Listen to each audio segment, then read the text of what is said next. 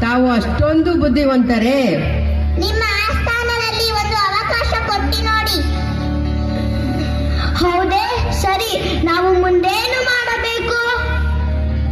ನಮ್ಮನ್ನು ರಾಜನ ಆಸ್ಥಾನಕ್ಕೆ ಕರೆದುಕೊಂಡು ಹೋಗಿ. ಅಲ್ಲಿ ನಮ್ಮ ಪಂಡಿತರು ತಮ್ಮ ಪಾಂಡಿತ್ಯವನ್ನು ಪ್ರದರ್ಶಿಸುವರು.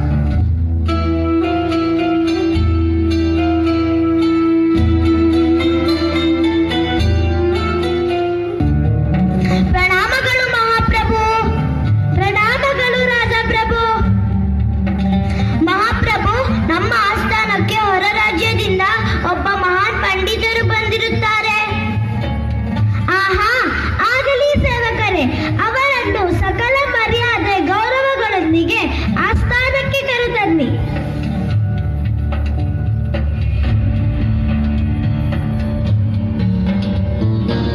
ರಾಜಾಧಿರಾಜ ರಾಜ ಮಾರ್ತಾಂಡ ಶ್ರೀಕೃಷ್ಣ ದೇವರಾಯ ಮಹಾರಾಜರಿಗೆ ನನ್ನ ಪ್ರಣಾಮಗಳು. ಪ್ರಣಾಮಗಳು ಪಂಡಿತರೇ. ನಮ್ಮಿಂದ ಏನಾಗಬೇಕು? ಮಹಾಪ್ರಭು, ತಾವು ಮಹಾರಾಜರು ಮತ್ತು ನಿಮ್ಮ ಆಸ್ಥಾನದಲ್ಲಿ ತೆನಾಲಿ ರಾಮಕೃಷ್ಣನೆಂಬ ಮಹಾನ್ ಜ್ಞಾನಿ, ಬುದ್ಧಿವಂತ ಕವಿಯನ್ನು ಕೇಳಿದ್ದೇನೆ. ಅದಕ್ಕಾಗಿ ನಾನು ನಿಮ್ಮ ಆಸ್ಥಾನದಲ್ಲಿ ನನ್ನ ಪಾಂಡಿತ್ಯ ಪ್ರದರ್ಶಿಸಲು ಬಂದಿರುತ್ತೇನೆ. ಹೌದೇ? ಆಗಲಿ. ತಮ್ಮಲ್ಲಿರುವ ವಿಶೇಷ ಪಾಂಡಿತ್ಯ ಯಾವುದೆಂದು ಪ್ರದರ್ಶಿಸಲು ನನ್ನ ಅನುಮತಿ ಇದೆ. ಮಹಾಪ್ರಭು, ನನಗೆ 15 ವಿವಿಧ ಭಾಷೆಗಳನ್ನು ಸರಾಗವಾಗಿ ಸರಳವಾಗಿ ಮಾತನಾಡುವ ಪಾಂಡಿತ್ಯ ಹೊಂದಿರುತ್ತೇನೆ. ಆದರೆ ಆ ಭಾಷೆಯಲ್ಲಿ ಒಂದು ನನ್ನ ಮಾತೃಭಾಷೆ.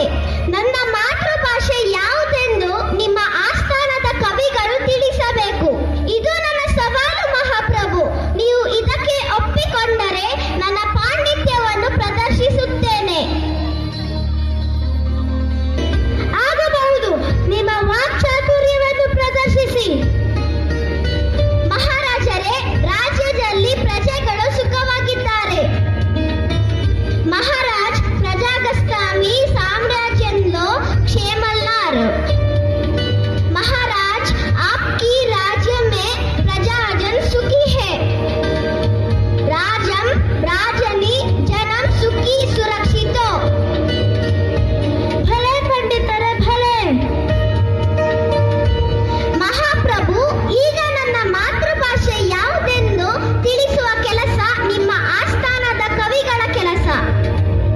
ಈ ಪಂಡಿತರು ಹೆಚ್ಚಾಗಿ ತೆಲುಗು ಭಾಷೆಯನ್ನು ಮಾತನಾಡುತ್ತಾರೆ.